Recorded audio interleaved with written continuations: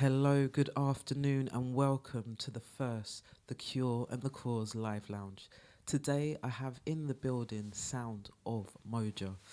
It is going to be an epic interview. It's somebody whose music and monthly sets I listen to on a regular basis that fuels my creativity, and I take that time each month to journal.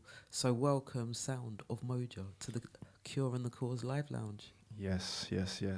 Blessings, man. It's a pleasure to be here. Yeah, give thanks. So, if you'd just like to introduce yourself and let the listeners and viewers get a little bit of an insight into who you are. Yeah, of course. So, myself, Sound of Moja, as I'm known. My name's Andrew, actually. And, this what I'm doing right now musically and how I present my monthly sessions is a culmination of a lifetime of work. It's being involved in music since very, very young, from watching the generation above me, my older brothers, when the jungle scene was starting. And Okay. just the formulation of all of that had a big influence on what I did when I came along, like in the following generation.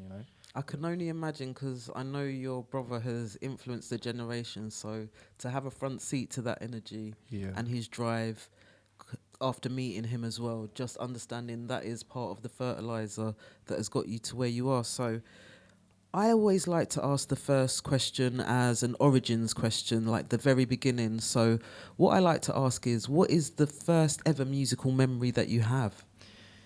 Boy, there's one in particular, right? And it's funny you asked that because I went back to it the other day, and it is when I was like a kid, like baby, we're talking right before I could even speak.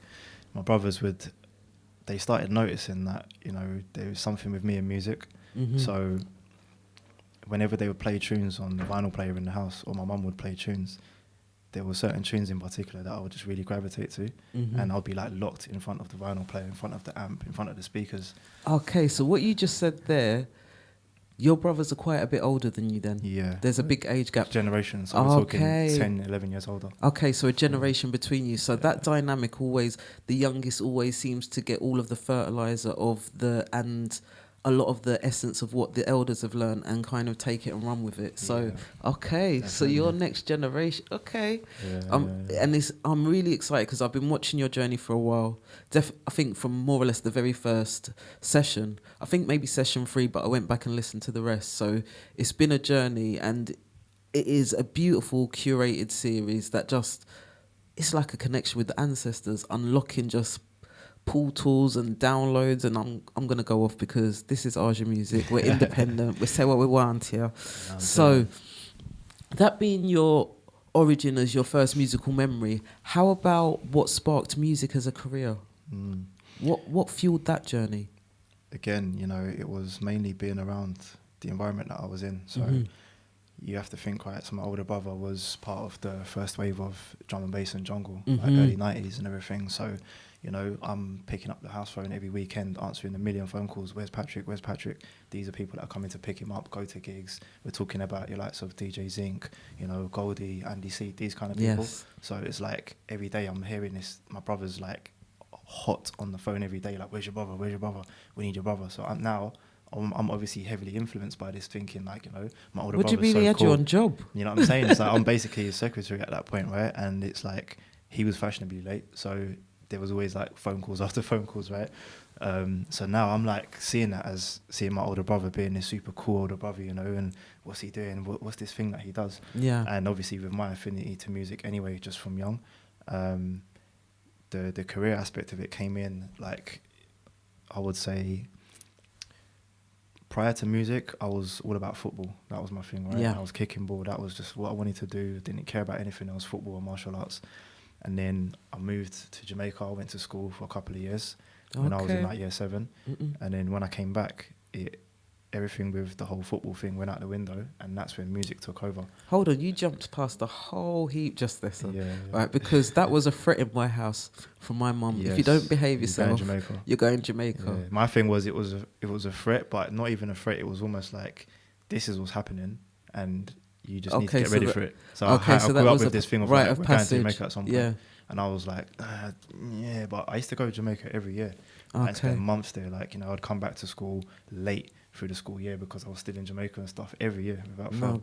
But that makes a lot of sense because of the seasoning of your mind, the way you operate, even the way you eat. It makes a lot of sense. Oh man, I forgot the mangoes. I had some mangoes. Okay. So just to touch back on that, right? So when I came back from Jamaica now, it was, you know, music just became, I can't remember there was a specific point where it really just took over, but I think what it was, being around my brother's friends who were like producing beats, and I would be going around their house watching them do their thing. I started going to gigs when I was like in year 10. So I went to Fabric as like one of my first gigs when I was like 15 years old. We're talking about in 2000. 15 in Fabric? Like no ID, no nothing, just bowling through Fabric. Like what? You need to have some superpowers to get into Fabric without no ID. But them times it was like that. It was exactly. And also because I was with them, you know, I only got checked at the door one time, I think, when I was at 17, and it was at Connaught Rooms in Covent Garden. I was going to Valve Sound System with Dillinger, and my brother was MCing, and that was the first time I got checked, and the bouncer he just moved me to the side and went, "You're too young, move." And I was like, "Yo!" And everyone had gone in already, like all my brothers lot. So I was like last in our line, and I was just like, "Yo, this is mad." And then anyway, they came out and sorted it all out, and I went in. That was like that's the only time I ever got checked. So you got checked, but you still got in. And now that is unheard of. No bouncer likes to turn back on. You're not getting in. So that's why. So from them times, you know, being around all of that, it was, you know, the music production thing. It kind of really started to intrigue me. And then, but prior to that, it was DJing first, which was what really, because, you know, the guys that I'll be going and watching them DJ. I'll stand in the booth, and I'll be watching everyone do their thing, and I'm just like, this is cold, man. You know what these men do? This is, and I reckon there was something pulling me to it, especially because of me being so like connected to records and music and vinyl player and the feel of vinyl and all that stuff. So it kind of just went from there, and then I started to like really pay attention to like DJing. One of my boys, he was like the first guy in my generation who got decks in our area. Okay. And so he bought these decks, right? And it was like old belt drive, worst decks you could ever use here. But like, yeah, we were just mixing tunes, man, garage and all of that stuff. And I used to go around his house. I used to bunk school on like a Thursday, skip my media class after lunch, and then like just go to his house. And I wasn't even a truant in school. But was you really skipping your media class because you was doing media? I was actually doing my thing, right? So it was kind of like that. I used to like media a lot. I did it in college as well, but that Thursday, and my teacher on that Thursday, she was just always on a mad one, so it just made sense for me to do that. And I wasn't even a truant. I was actually a really good student. But you was choosing peace, not problems. Yeah, I'm saying. And then, but yeah, so that just became a thing. I was going around his house every week, just at his house all the time on his decks. I used to use his decks more than him. Yeah. And that's like from then now. So I'm playing tunes like, we're talking like early days of like garage and stuff. And then when like Wookie started to come through, Wookie was like a massive influence for me, you know?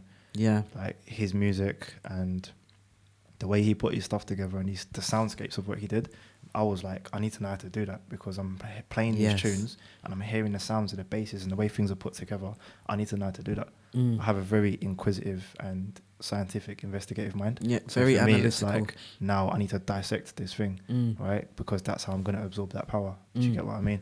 So yeah, from there, it kind of just started to snowball, man. You know, things start opening up for me. My brother's friend was running like a music academy workshop all across Newham, where I grew up. Okay. I started to go through, learn how to sample, learn how to make beats, learn how to use Cubase, all these old programs and stuff. And then it kind of just started going from there.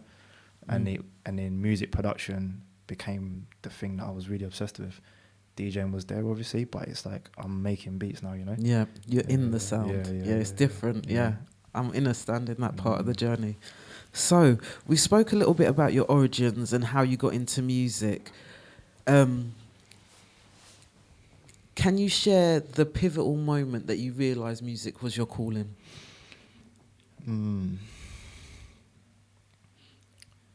Pivotal moment. Do you know what? I don't think I can, you know. It's like everything happened in such a gradual form and almost like effortless because I was never really like chasing it or trying to make it a calling. Yeah. It was just something I love to do.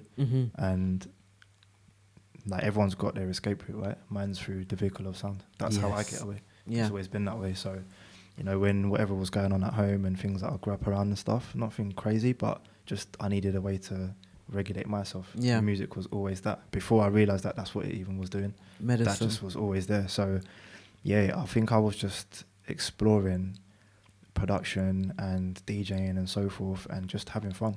And by the time I got to college, I met my then production partner Ryan, who we started making beats together under the banner of Ballistic, and it just was something that we were just doing. But I was always working at the time as well. So once I left, like, you know, college and stuff, actually from my second year of college, I was always working like part time. So my thing was, I'm working. This thing that I do is just the thing that I like to do. Some people go out partying and drinking. Some people kickball. Some people play computer games all day. I was just making beats, and me and Ryan were just like bouncing off music and just working. Okay, so I hear it kind of just naturally happened, you know. I hear a lot of passion when you talk about your partnership with Ryan. So please share with the listeners and the viewers some of the music that they might have heard come out from that partnership, from Ballistic, and that part of your journey, because I feel like those journeys season what you're doing now. Yeah, me and Ryan, man, we were like, you know, we're talking about from 16 years old, like 2001, when music was starting to understand what grime was. We didn't have a name for it at the time. No one was calling it grime. It was just this thing that we were making, and everyone that was in our generation, give or take a few years, were just making this thing.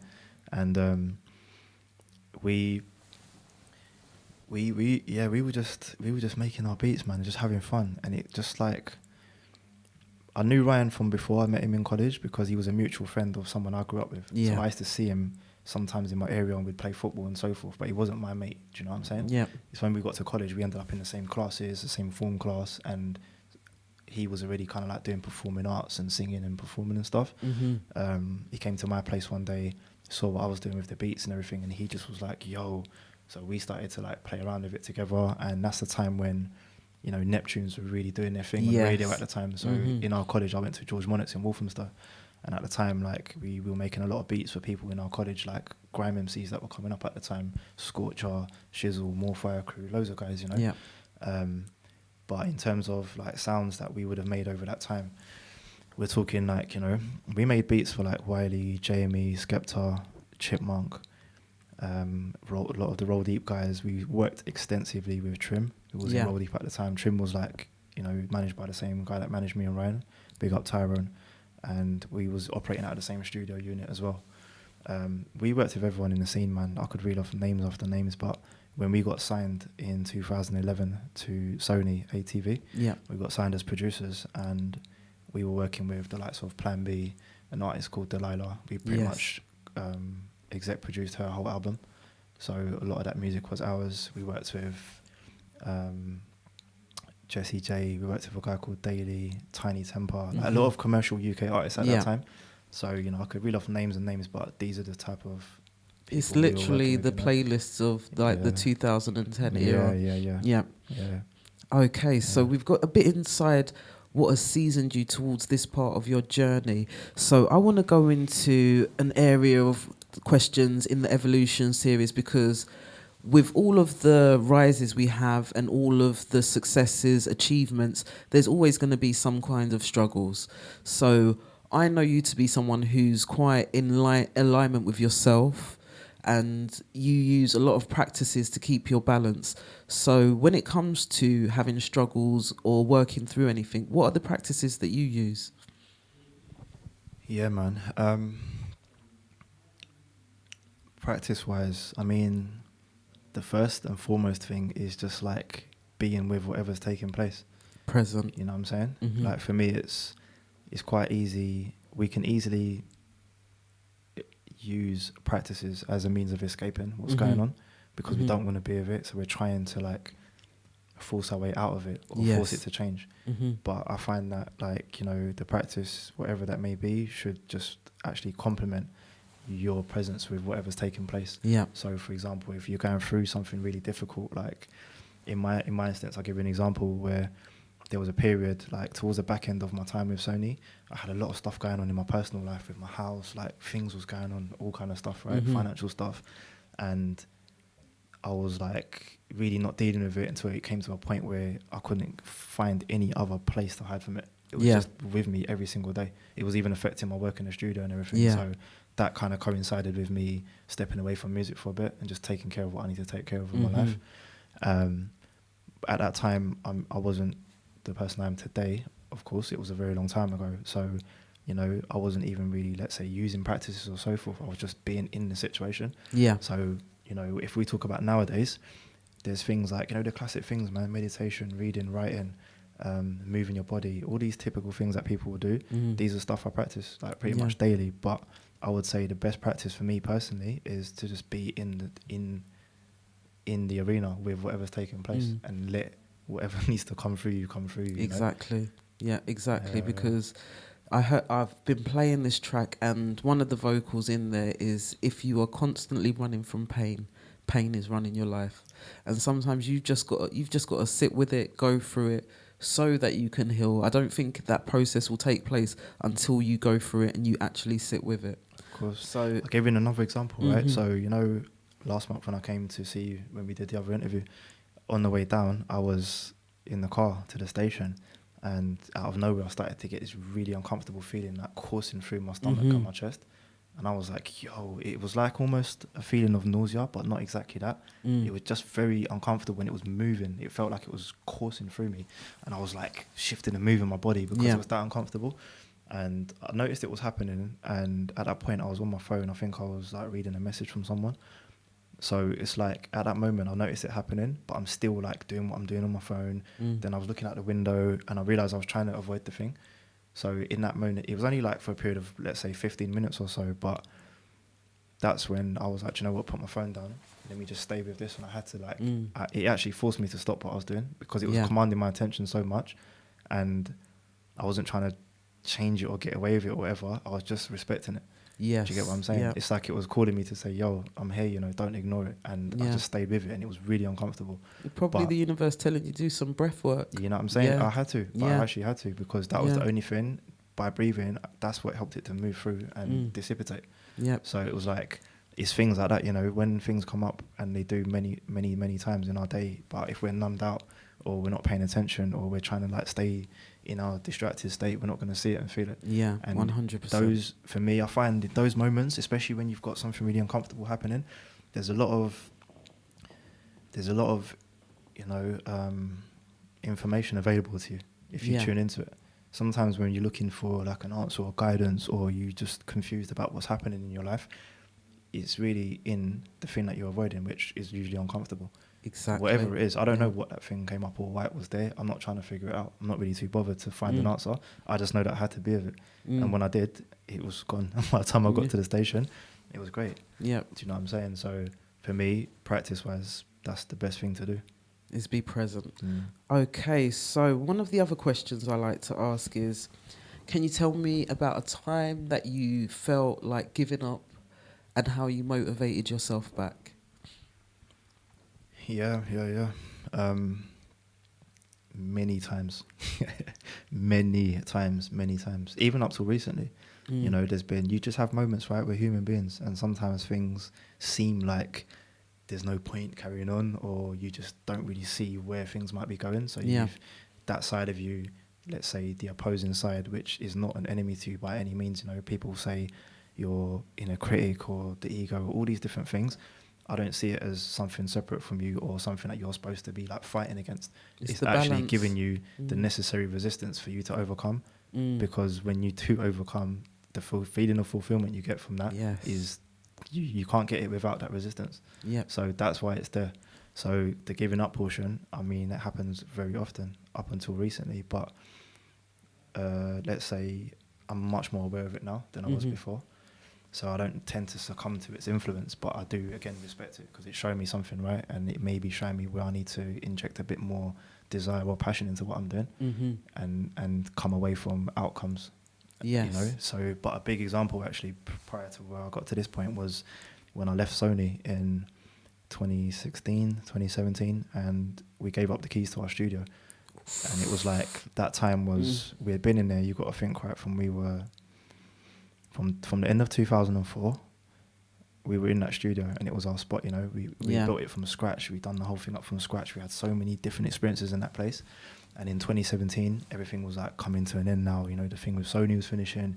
Now we're realizing that, you know, we're going to have to give up the studio because we're not actually using it. It's costing us a lot of money. Yeah. And I needed to get on with the things I need to get on in my life, right? So that point, I guess, was a feeling of I'm giving up the music thing, although I knew that I really wasn't. Yeah. But I didn't think that I wasn't thinking, yeah, I'm going to come back to it, I'm going to do this, I'm going to do that. I had zero plan.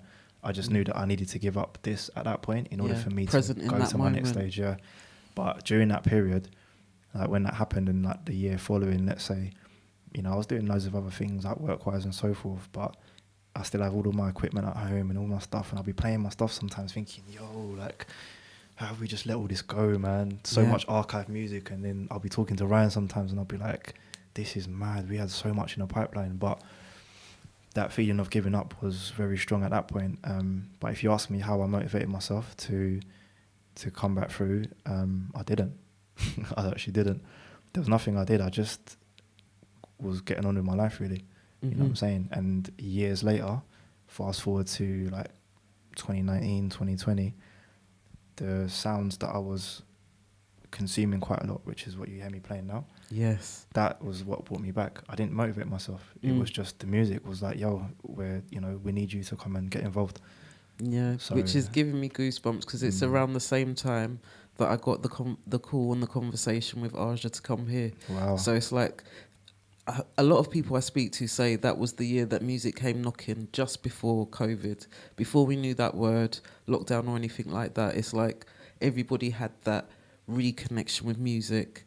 Then the blessing of a few years where we got to sit with our souls and really understand what we really want, where we really want to go, what the cure is, what the cause is, just like the show, and just understanding what paths we're going to take next. So I'm really curious to understand the journey of hearing the sounds and how that translated into you being one of the tastemakers on the scene, in my eyes and my opinion, because it comes from a place of message and betterment and upliftment and for the greater good.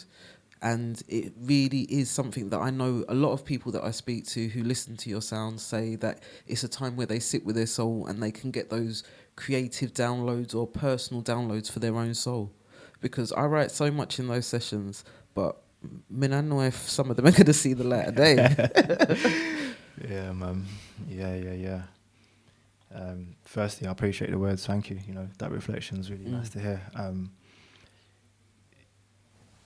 Let's say the journey towards this, it was really, again, it happened so naturally, you know. The sounds that you hear me playing now they remind me so much of stuff that we were doing back in the day, just at a different tempo. And that's what really grabbed me, because I was just like, you know, house music, it's a form of electronic music, right? There's so many different layers of house, and it's like a big umbrella for a lot of subgenres. But what these guys have been doing in SA and surrounding areas, for me, it just, particularly the stuff I like to play, it really reminded me of things that like me and Ryan were making, or any one of my peers within the scene at the time. We were just making stuff at a faster tempo.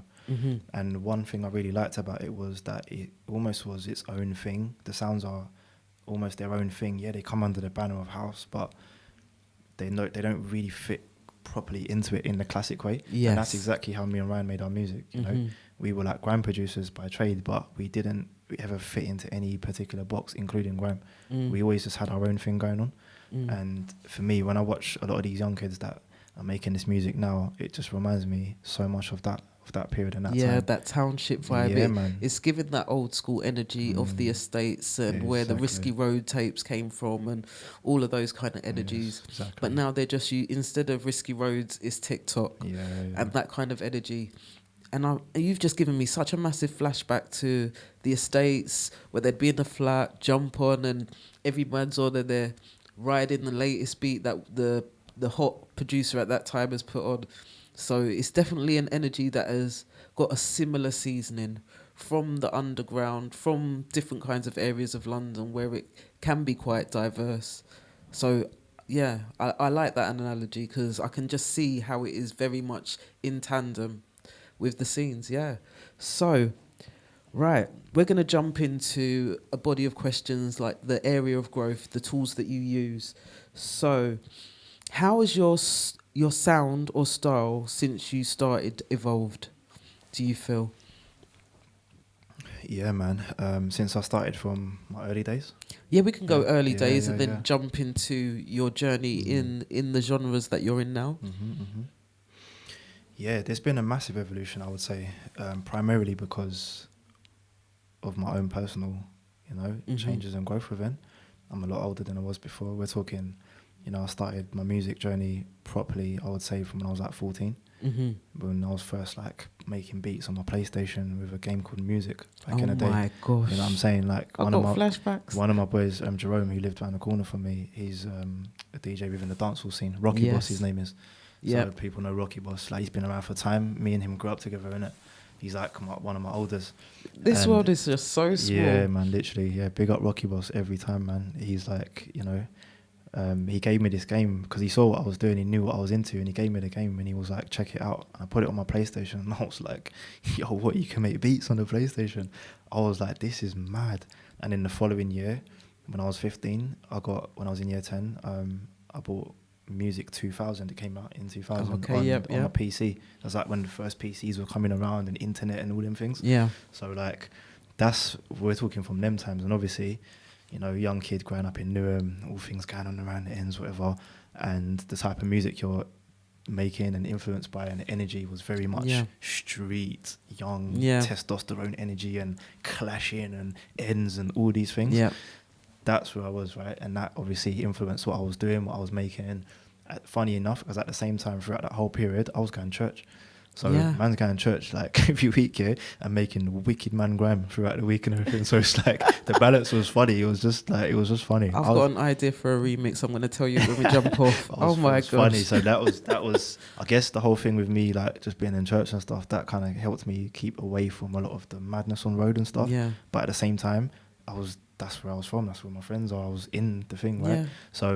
So it's a tale of two environments. So it shows you how you've got a lot of balance and the moral compass you have despite the environment and the energies you was exposed to. Yeah, so them times it was like all of that, and throughout the whole grime period and all of that stuff, 14, 15, 16, all through college. And that continued up until when we got signed when we were like 26, like 2011. Then it was, we're making more, let's say, commercial music, you could say. It wasn't commercial in the sound itself, but within the scene, the commercial music scene, right? So now the music's maturing. It's getting more structured, more arranged, more song-based. We're using more vocals and making actual songs. Yeah, so you're going into the structure. Yeah, man, and understanding, like, what works for radio, what works for albums, what works as a single. Mixing our tunes differently accordingly and working in proper studios with engineers. So the sound's evolving and maturing in that sense there by that point. So that was the whole period through Sony, still keeping our ballistic style though, and then, left that, come into what I'm doing now, fast forward, a few years later, and it's almost like the evolution of myself from them times till now. Like I've grown a lot, like internally, and just obviously like I'm 40 now, so there's things I understand quite differently to what I did then. The people that I'm around, the conversations I have every day, what I like to do with my time is quite different to them times, Yeah. And it's very much more, I could say, like the influence now is mainly due to my understanding of what I'm doing with this musical journey that I'm on. Yeah. And it's not about me anymore. It's not just about me, Yeah, of course exactly. it is, because I'm in it and I'm the one sort of like spearheading what I'm doing. But it is more like a thing where I'm encompassing creators as a whole. Yes. So my sound and the things that I might talk about when I'm putting my music and my stuff out there is a lot to do with like creators and community and togetherness and oneness, hence the name Sound of Moja. It's like a word that means one. It means unity. So, the sound, it's not about me. My name's not Moja, it's the sound, it's what I'm playing. So that influence has really been something that has shaped what I play it, how I present myself, how I go about putting the music out there, the people that I work with, the type of creators that I like to work with and collaborate with. It's all about that, for me. Do you know one thing I love about what you're doing right now is when I look at your, and I don't like this word, branding, but the way you curate the message, and when I see those slides, because most of them are affirmations and messages for the soul and how to evolve and grow. and you get that from the frequency, the vibe, and everything that how you put it together. Even the fact that the light is blue, the color of truth, like speaking your truth, understanding who you are. I feel like it's all of those elements that really connect me to what you're doing. So, for me, that is what I've witnessed, the growth in what you're doing and how you curate it. So, I want to know, what role does your personal growth play in your music, in the way it evolves, and how you present it? Yeah, man. It's everything, really. Mm-hmm. You know, if we're talking about the role it plays or the influence it plays in what I'm doing, it's really everything. Because without that, then there would be none of this, what you see me doing. Yeah. So again, me coming back into music wasn't like a necessarily conscious decision. I didn't have a plan of like, I'm going to start doing this now, or this is how I'm going to come back into it or whatever. It all coincided with my own inner journey. Yeah. And that was like a culmination of looking at choices I've made along the way and understanding that like I don't want to continue living unconsciously. Yes. You know what I'm saying? And after a few experiences with, let's say, cataclysmic events in my life, it made me realize that, you know what, when you're out of your, let's say, path of alignment, whatever that means for you, you will start to draw in chaos in your life in all different forms. 100%. The further you go away from it, the more chaos you're going to draw. Not because life's battering you for whatever reason, but it's because it's trying to put you back on where you're supposed to be. Yeah, I look at it as it's a frequency thing. And when you're not on the right frequency, it's distorted. And that's what you feel, the discombobulation, the distortion. So I've been on a journey recently, so it's resonating very deeply. And now that I'm back in alignment and in the way that I should be living and speaking the message and understanding what my path and my purpose is, there's just a nice, beautiful flow. And it's an attraction thing, not a chasing thing. Exactly. It's just flowing It's in the right magnetic, right? Exactly. Yeah. That's what I was saying to someone the other day. I was like, you know, when like magnetism is a byproduct of your alignment, right? So things will just naturally come into flow for you. It doesn't mean there won't be challenges and so forth, but things have a much more flowy nature because you're operating within the bandwidth you're supposed to be operating in. Yes. Things just come through more naturally. You don't have to chase and like fight your way through stuff all the time, or you know. So yeah, that point of what you mentioned about the personal growth side, it's really everything for me. And it is, yeah, it's something I realized that like it can't be played with. Do you get what I mean? It's not a plaything anymore. So Yeah, for exactly. me, it's like, you know, I've had periods where I've been on it and then strayed away, been on it, strayed away. But I would say after my last real major, like, you know, upheaval that I had, which was around 2018, 2019, not my last major upheaval, but the one that really put me on this path. Yeah. From then, I realized that it's not a plaything. You know Yeah, I feel like 2018 was such a pivotal year. That's the first time I heard Amapiano. Really? Yeah, that South African on the coast of Croatia, Tisno Gardens, was trying to chat up my daughter. He was trying to chat up my daughter. And then I started to have a conversation. He was like, "Oh, your friend won't give me your number." And I said, "My friend? Do you mean my daughter?" And so then he started playing me Abidoza, a track by Abidoza. I can't even remember what it was to this day. But he played me something by Abidoza and he's like, "I'm a good guy, I listen to this music." When I heard it, I totally forgot that I was meant to be cussing him. Wow. So that Yeah, was the man. power of Powerful Amapiano. sounds, innit? Yeah. Yeah. So let's get up to the present. And one thing I'm really curious about is, what does your creative process look like? Like, I like to know these details, and I'm really curious is how do you get to that moment you're connecting with your soul in the flow? So are there any like pre-game things that you do? Thank you. See, just before we get the tea, we get the tea. Yeah, I mean, the process itself is, there isn't a really like specific set of things I will do. You know, it's the one thing I will do is open myself up to be a channel for whatever needs to flow through me to flow. Yeah. And the way I'll do that might be through some stillness. I really, since a kid, I've always just liked to just sit down and with no sound, no nothing, no stimulation, and just be in my own world. Yeah, which is Just- amazing because in this yeah. day and age, everybody, but not, well, most people cannot be without It's some very form difficult. of stimulation. We're chronically like overstimulated right now, myself included, many times. And because the work that I do outside of music is very much based within the digital marketing world and social media and phones and whatever. So Yeah. it's very constant, fast paced, always on. I have to very intentionally come away from that and make sure that I still have time to just be in my own space, in my own world. Yeah, you've 'Cause given me otherwise, some you know, amazing hacks. yeah, man. Thank Nice you. one, thank you.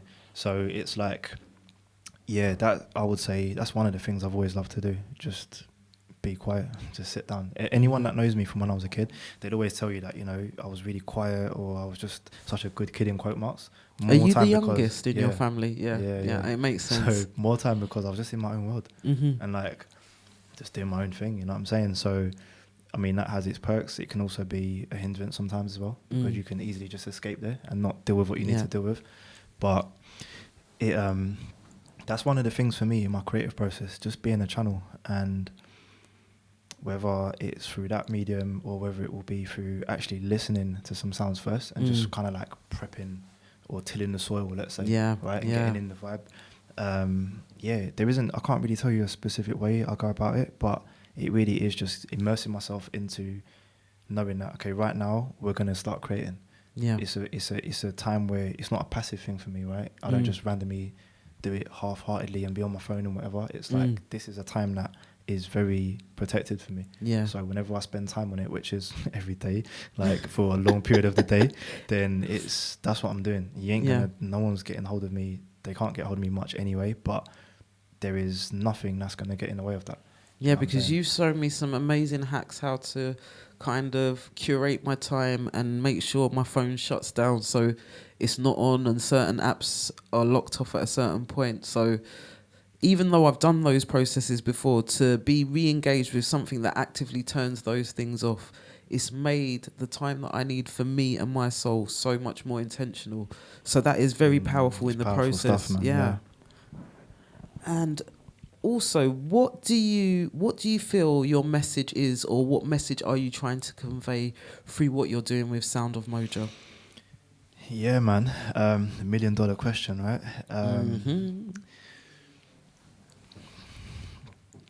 It's quite hard to pinpoint it to one particular message, but if I was going to streamline it or like summarize it, it is about oneness, really. But I mean, that can be quite a cliche thing. What does that mean?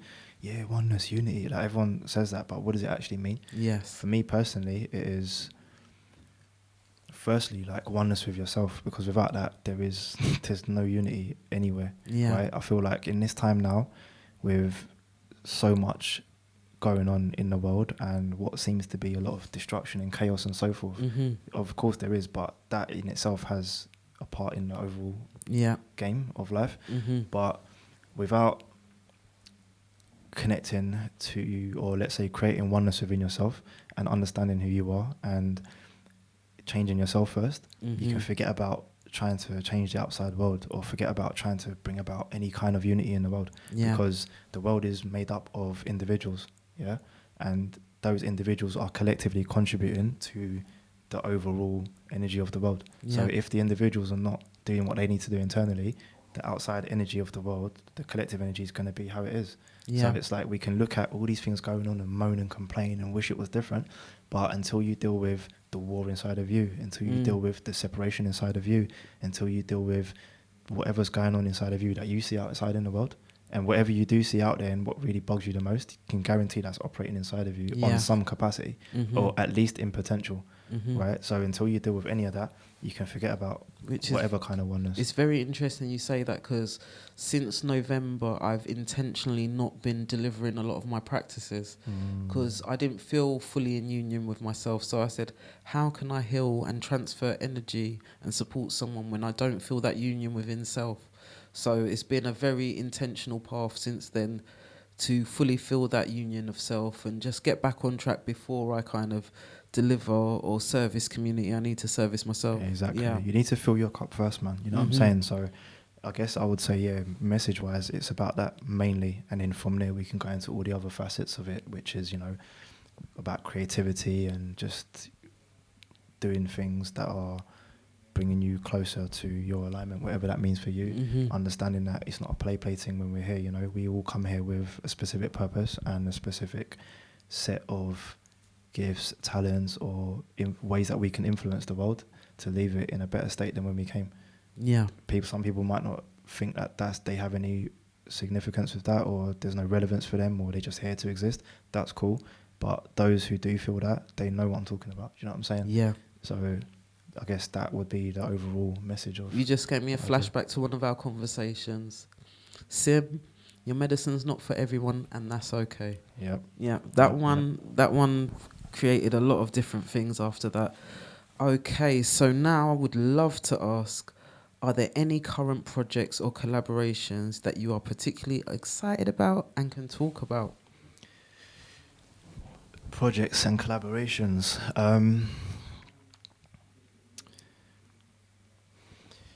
Nothing that can be mentioned right now because it's very early stages. Okay. But in terms of like project-wise, I mean, what I've been focusing on for the past few years with my monthly Unity sessions, mixes that go out, you know, we're going to start evolving that into something that is more encompassing of others as well. Yeah. So there's more of a connected space, a curated space for people.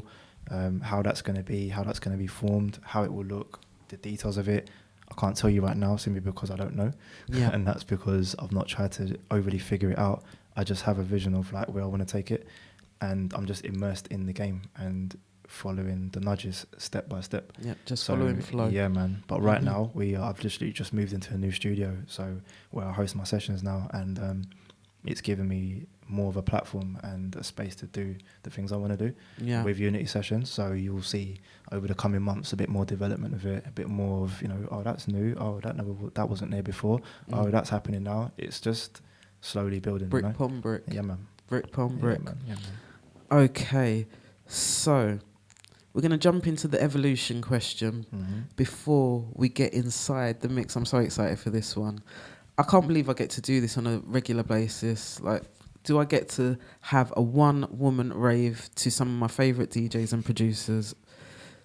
This is actually real life. Blessings. There you go, you know what I mean? All Once right. upon a time, you dreamed about days like this. Think about Yeah. it, right? Do you know what? Because of Mr. Sens, shout out Mr. Sens, did a dub in a car park where I used to live as a little girl. I went back up there and I had such a reflective moment, and it was a reminder that I was a little, as my mum likes to say, a little picky head, dry head gal.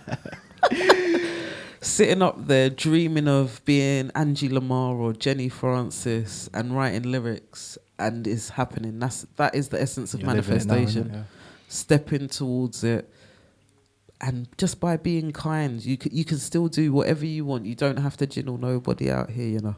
100%, man. That's the longevity key, by the way. So we're gonna get inside the evolution questions, and this one's a bit samey, so I'm gonna jump off of that one. Okay, so in your evolution, how do you stay connected to your purpose, your passion, through the highs and lows of your career? Yeah, man.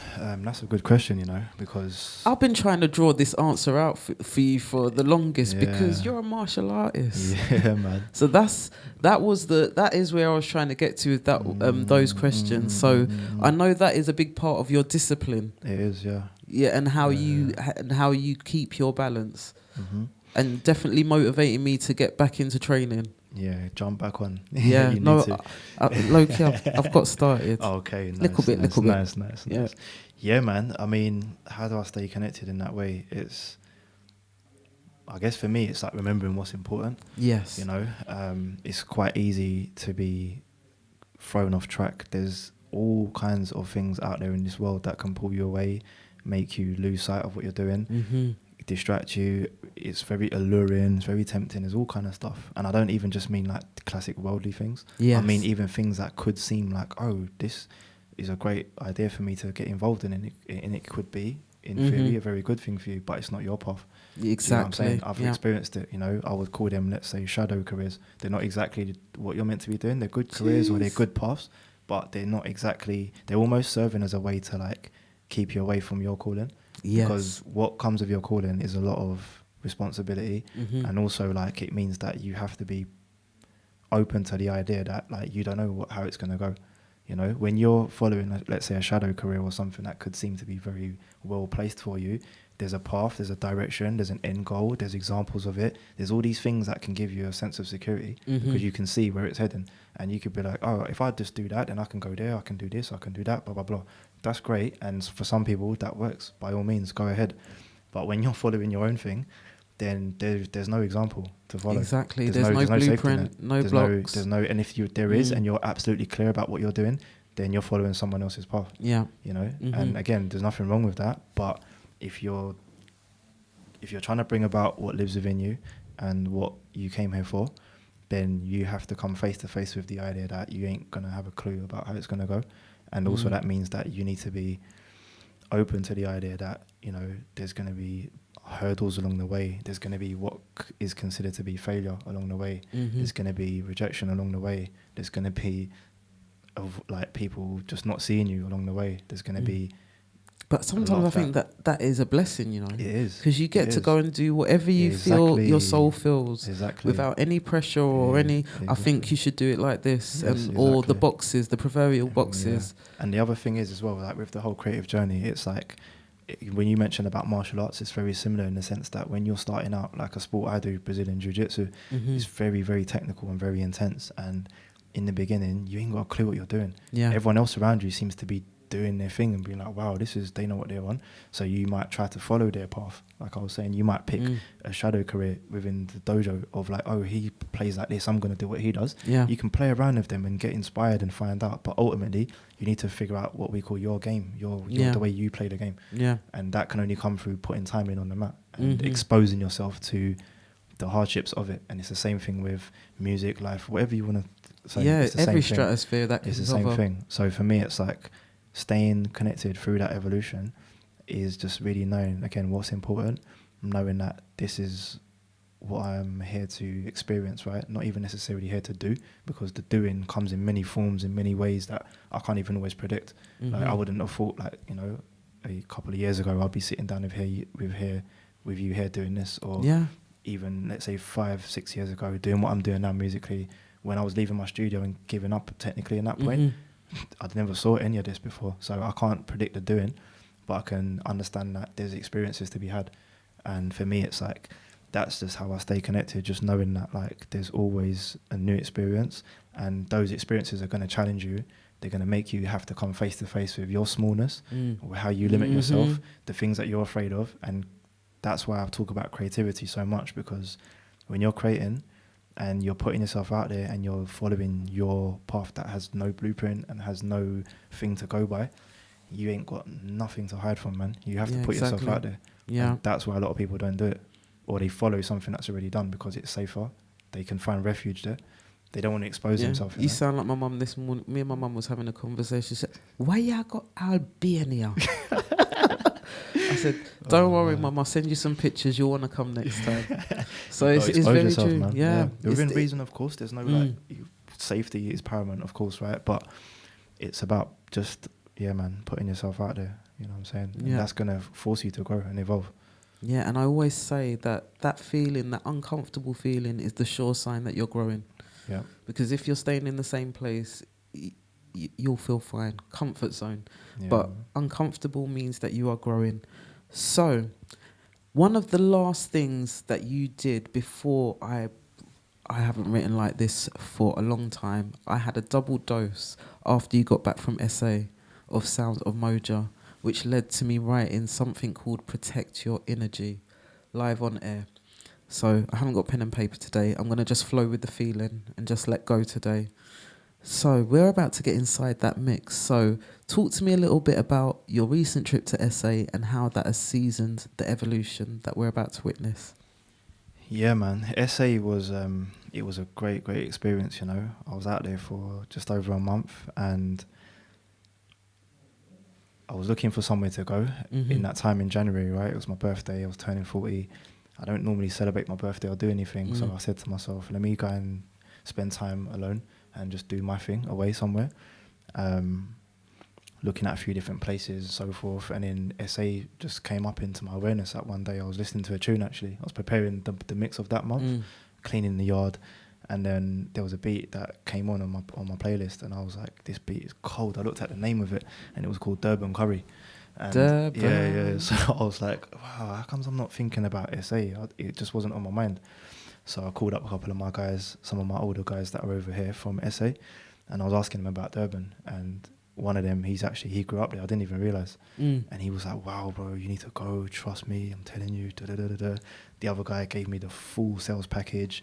And yeah, I was like, cool, do you know what? Let me look into it. So within about a week after that, them phone calls, I booked the flight, booked my place, and I was gone. I was gone in January. So it was nice, man. I spent half of the time just in the mountains and the hills, around a lot of greenery, a lot of waterfalls and that stuff.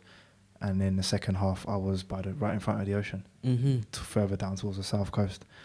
And yeah, the people I met over there, the connection that I had with the people, the land, the music, everything, man. The weather was banging, of course, and just everything about it was exactly what I needed, you know. Yeah. So it gave me a lot of inspiration. I met some people out there that, you know, they're doing their thing. One of them, you'll hear one of his tracks today. His name's Mighty Jeezy. Big up Mighty every day, man. Yeah, man. He's a cool brother. He's got a lot of stuff forthcoming. I heard something that he was playing the other day on he had an Instagram live, and he was kind of just playing some beats. And it was one of them in particular. I was like, give me that tune, because I need to play it in my next mix. He was like, it's not finished. I don't care. Just give me the tune. Let me just work with it, right? So yeah, man, you're gonna hear it today on this mix. But yeah, there was a lot of people out there that I connected with in really profound ways, you know, even down to, I met a Thai lady she had like a Thai food place, and where she does Thai massages right next to the gym I was going to. Look at that, the food, the healing, I know. And the gym. I'm mad. And then I seen it when I come out the gym one day, and I was like, there's a Thai massage spot, and I really needed one, right? Because my body was really jacked up from training.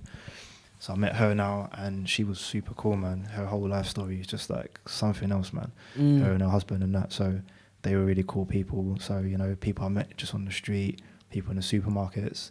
Like, it's almost like every conversation I was having was some kind of profound convo. Yeah. Even down to the Uber drivers that were picking me up every day, like, to go places. So yeah, I came back from there with a lot of inspiration and just like a new level of reverence for the land and the people and just what's going on over there, you know what I'm saying? There was definitely a distinct transition in your energy between before you left and when you got back. Yeah, man. And the ascension in the music, mind blowing. Okay, we've been talking for a hot minute, so if you'd just like to let people know where they can find you, what your socials are, when you release your mixes, and we can get inside what we've all been waiting for. Sound of Moja, live on Aaja Music. Yeah, man. Yeah, big up, Sim. It's been a great chat, you know. I've been looking forward to it. Yeah, always a good reasoning, right? Yeah, man, I've been looking forward to it. But yeah, man, you can find me on socials, Sound of Moja, Instagram. That's pretty much where I operate. And Mixcloud /Sound of Moja.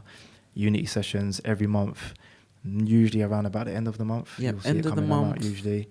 Mixcloud. I'm gonna start putting them on SoundCloud soon because people keep asking. And SoundCloud is the spot. Yeah. I just kept it on Mixcloud because I was working on Mixcloud from when they first started. Yeah. When I was still in the music game before. So I kind of just kept it there, and I always liked their platform. But I'm gonna start putting them on SoundCloud soon. You'll be able to catch them on YouTube soon as well. That's something that we're evolving into. We're gonna start streaming the sessions live each month. So step by step, you know. But brick for now, brick. Yeah, man. Instagram, Sound of Moja, Mixcloud, Sound of Moja, Unity sessions, end of the month, every month. We're here, man. Yes. Big up, big love, light and blessings. And now we are about to jump inside a guest mix from Sound of Moja. So, I know you know him as Sound of Moja, but he goes by Andrew. So we're about to get inside some serious vibes, big energy, and just, an elevation. So be mindful when you turn up your speakers. It's about to get loud. Okay. Yeah, I'm going to turn off the microphones. We'll jump into the mix. But this is The Cure and the Cause, where the cure is always music and the cause is whatever we decide to talk about. Today was the evolution of Sound of Moja. We're getting inside a mix from Sound of Moja himself. And you can catch me back next month, the first Sunday in the month. And I believe in the building for the live lounge, we have OG Relly. So make sure you're following all things AfroLicious. And don't forget, if you want to follow me, come on a journey with me. Linktree/AfroLicious Mumma. And don't forget, you can catch me weekly Saturdays 2 till 4. Check out the socials.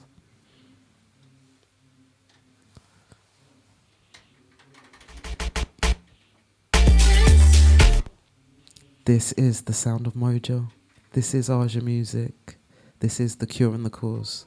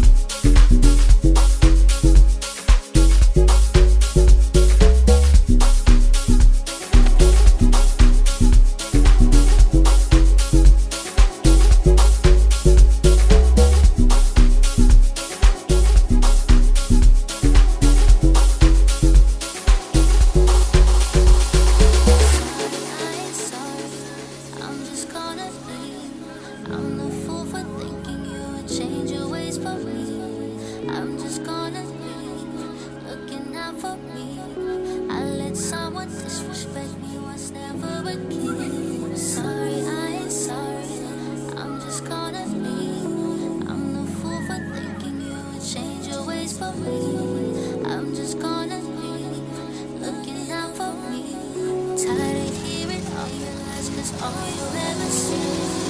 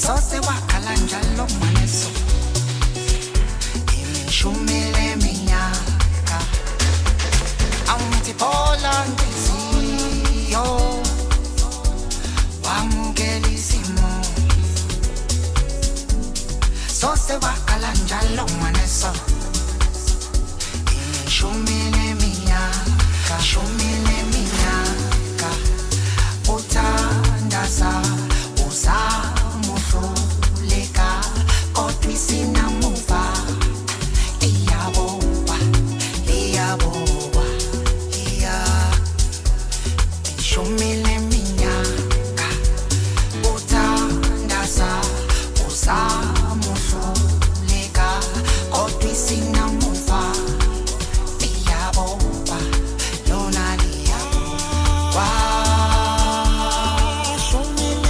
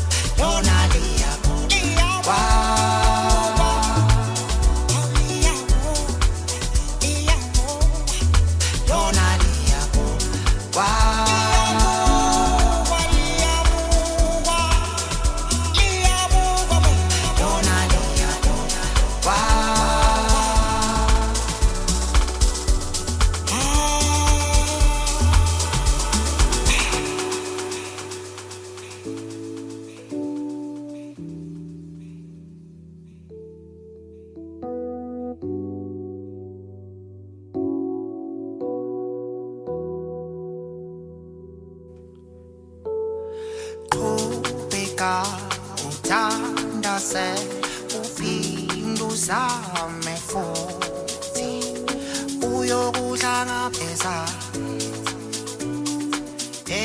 emizameni yakho ithi qhubeka uthandase uphinde uzame futhi uyokuhlangabeza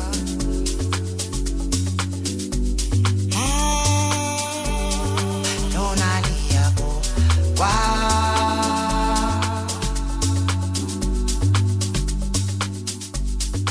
lona liyabo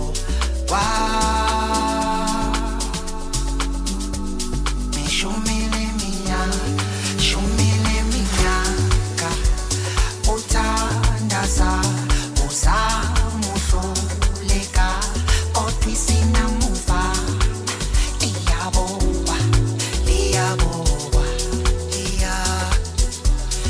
shumile minyaka uthandaza uzamuhluleka kodwa isinamuva liyabowa lona liyabowa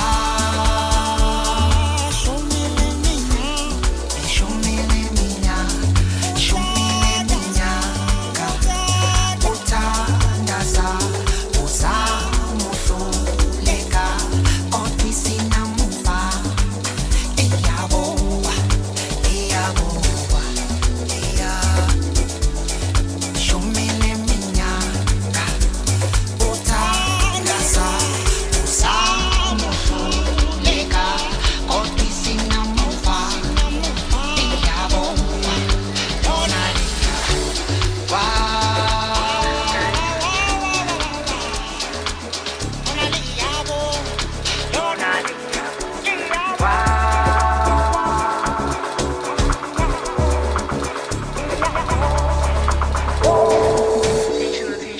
Attention, guys.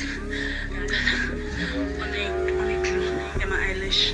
Feel like I need one. I'm like, damn. Attention. Get full to my. It's about to go down.